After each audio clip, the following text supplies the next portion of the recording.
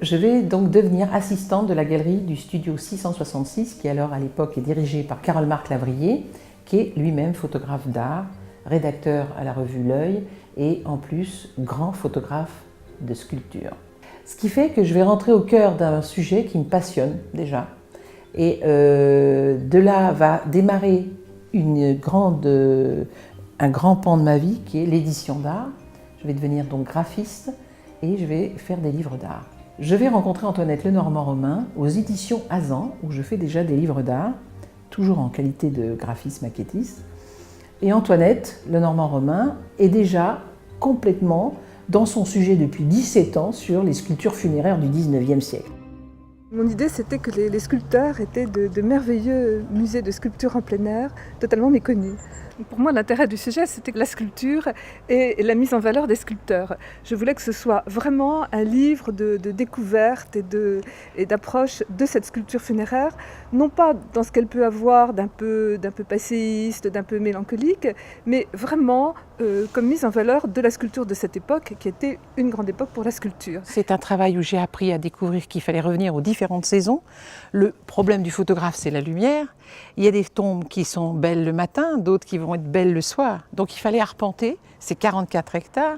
Et en même temps, grâce à Antoinette, j'ai pu rentrer dans le sujet et donc apprendre à la fois à comprendre les différentes époques. Qu'est-ce qui faisait que tous ces gens aussi célèbres avaient eu une vie à l'intérieur de la ville? Et ce qui était intéressant, c'est de voir comment cette vie allait être remise en valeur sur un petit espace qui est une tombe funéraire.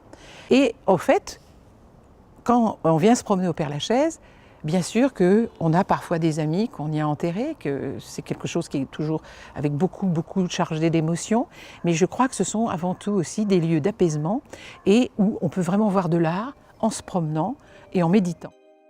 Il y a quelques anecdotes amusantes, je me souviens effectivement de la tombe de Chopin et il y avait une tombe juste à côté. Mon credo a toujours été, comme en Afrique, comme partout, de ne jamais déformer le sujet. Donc au départ, je prends la tombe de face et ce jour-là, pourquoi? J'ai envie de faire un travelling vu de la tombe d'à côté. Je me hisse sur cette tombe et à un moment donné, crac, et la croix me reste dans les mains. Alors là, tout me passe dans la tête. Je vais aller en enfer. Qu'est-ce que je vais faire? Et à ce moment-là, il y a une quinzaine d'Américaines qui passent et j'entends ah! Et moi je me dis oh là là là là. Alors très digne, je fais tout pour que la croix ne tombe pas. Elle pesait quand même assez lourd. Je la pose, je redescends et donc je note sur mon carnet pour faire bonne contenance. J'écris tombe à restaurer.